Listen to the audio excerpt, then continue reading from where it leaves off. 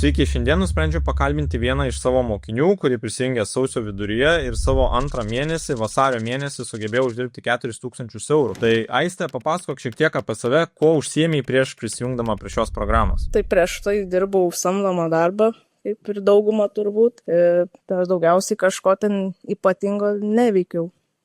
Tos programos, nieko gero, iš tikrųjų, tiesiog dirbau ir tiek. Ar esi iki šiol turėjus kažkokios tai patirties su YouTube ar kitais internetiniais projektais, sakykim, prieš jungdamas prie pačio kurso? Su YouTube tai, jo, kaip ir buvau minėjus, prieš kažkur 7-8 metus aš pradėjau viską. Iš vis net nežinodama, kaip ten kas veikia, bet, buvau pradėjus kelt vairius ten video su ta muzika.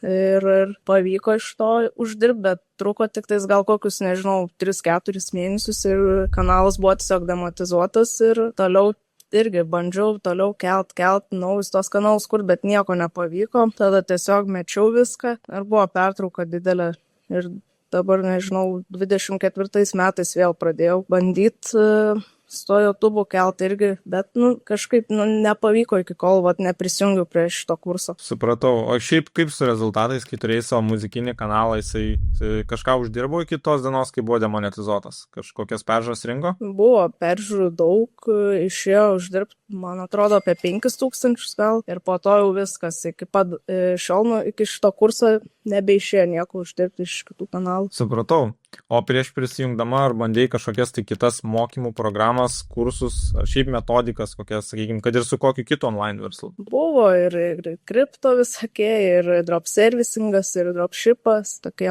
dalykai, bet ne mano tam visiškai tema. Supratau. O ką gali, sakykime, pasakyti iš savo perspektyvos, jeigu palygintum tą, sakykime, kitus verslo modelius su būtent YouTube? Kas yra, sakykime, lengviau, kas yra kitaip?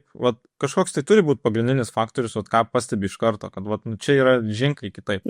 Nežinau, šiaip gal sunku biškai paaiškinti, nes su YouTube aš, kaip ir sakiau, jau senai esu pažįstama ir man iš pat pradžių buvo lengviau priimti visą tą informaciją. Gal mažiau tos rizikos yra, kad tu ten prarasi kažką ar tiesiog, kaip pavyzdžiui, ten yra koks dropshipas, ten tu siek turi investuoti ir į reklamas, ir visokius tos dalykus, ir tau ne visada atsiperka visą tai, o čia nėra tokių dalykų, YouTube'ai viskas taip paprasčiau. Koks buvo, sakykime, tavo vidinis jausmas prieš pradedant? Ar turėjai ryžto, ar turėjai dvejonių daugiau, sakykime, nei ryžto, ar nerimavai, sakykime?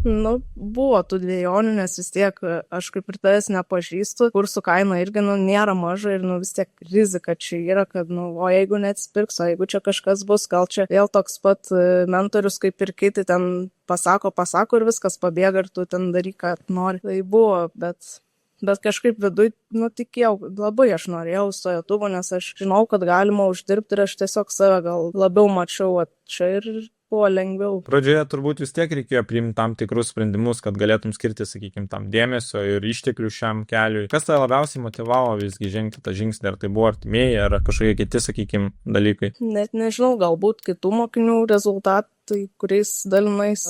Šiaip, sakau, aš labai norėjau ir tas noras turbūt didelis padėjo. Per 2 mėnesius pasiekiai 4000 eurų, o dabar jau turi bendrai uždirbus virš 7000. Kaip pati jauties matydama tokius skaičius? Labai fainiai ir toliau motyvuoja dar kur daryti, galvoti kažką naujo ir panašiai. Tikrai nežadu sustoti, tik tais prieki. Ar buvo momentas, kai, sakykime, dirbai, žiūrėjai kompiuterio ekraną ir supratai, kad, visa tai veikia? Ir jeigu taip, tai koks buvo tas momentas? Kada tai įvyko? Tada, kai jau kanalas buvo monetizuotas, nežinau, gal iš tikrųjų, gal ir anksčiau, kai jau pradėjo tos peržiūros eiti, galvojau, eina saučiu, taip greit viskas, negalėjau iš tikrųjų patikėti, nes tikrai tikėjaus, gal per pusę metų tų pirmų rezultatų čia žiauriai greit viskas įvyko, tai jo, wow buvo. Buvo kažkoks tai momentas, kai norėjai, sakykime, viską mesti ir nutrauk, kur pagalvojai, kad visą tai neveiks, dvejojai visu tuo jau kaip pradėjai? Nebuvo, iki pat šiol dar nebuvo jokių dvejonių. Ir nebuvo to dalyko, kad viskas metu ir nebenoriu, dar kol kas ne. Kaip aplamai tavo aplinkiniai reagavo, kai pradėjai pasakot, kad iš YouTube gali uždirbti tiek pinigų be rodymo veido, sakykime?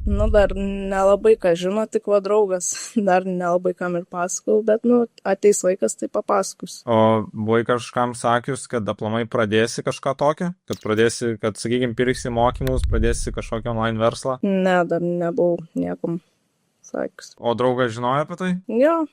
Kaip jisai reagavo? Nu, sako, jeigu tu tikrai jauti, kad tu nori, tai bandyk, aišku, palaikė, buvo to palaikymo tikrai.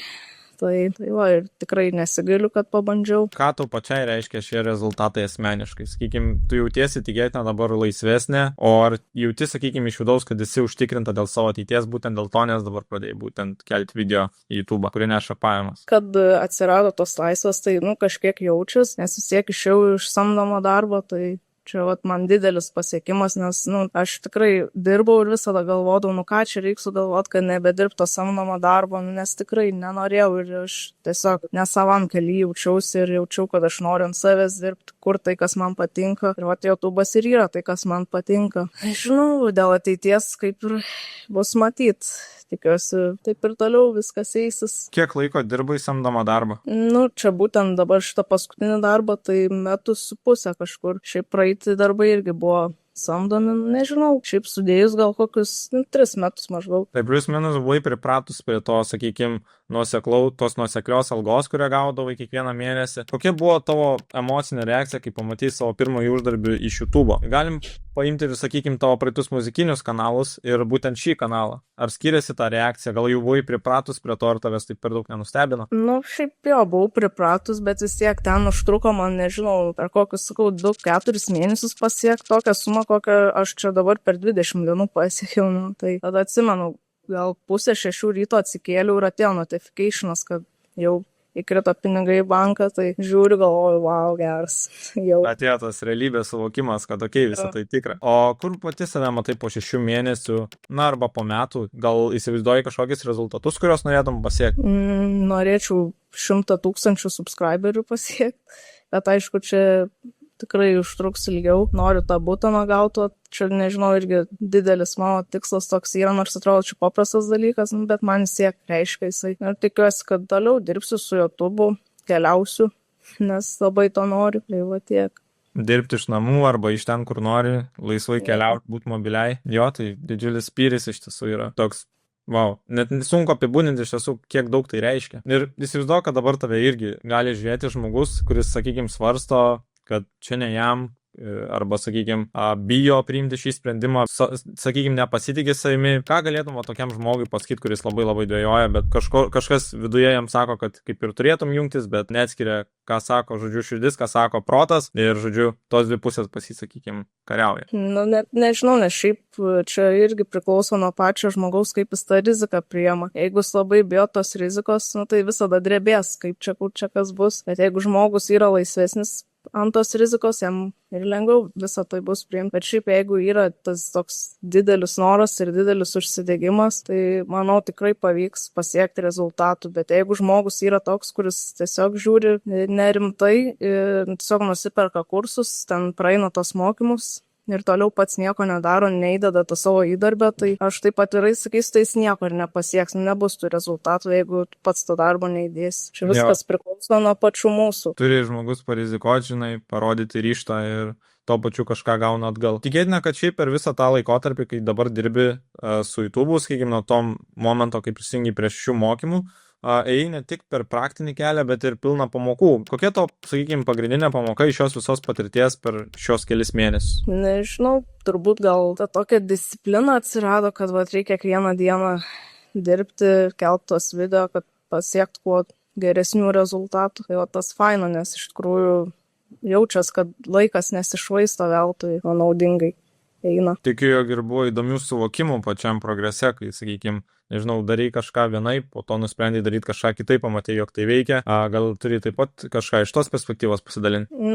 Buvo ten ir ties visais tais ir montavimo, editinimo dalykais, ten irgi bandyta ir taip ir anaip, daug visokių variantų. Tai irgi išmokau ir ties dizainu daug dalykų, ko nemokėjau anksčiau. Ar galėtum įsivaizduoti, kas būtų, jeigu, sakykime, to sprendimo jungtis prie šių mokymų nebūtum padarius? Jaučiu, dirbčiau toliau samdomą darbą ir svajočiau, kaip čia toliau ką daryti, kad nereikėtų ją dirbti. Kas, manai, labiausiai stabdo žmonės nuo tokio sprendimo? Priimti, sakykime, kažkokį Gal- ryštą. Nežinau, gal žmonės neturi daug santaupų prisitaupę ir bijo išleisti savo paskutinius pinigus ir tas noras, tas ryštas, ko trūksta pas kiekvieną. Tvarkoj, tai gerai, ačiū tau, Aiste, už šį pokalbį. Jeigu norit, galite užduoti komentaruose, jei klausimų, galbūt Aiste atsakys pati į juos. Ir jeigu kartais svarstytumėte prisijungti prie šių mokymų, taip pat visada galite parašyti man YouTube raktažodį Instagramą ir aš jums papasakosiu daugiau. Tai ačiū dar kartą, ačiū tau, Aiste, ir iki sekančio karto. Viso.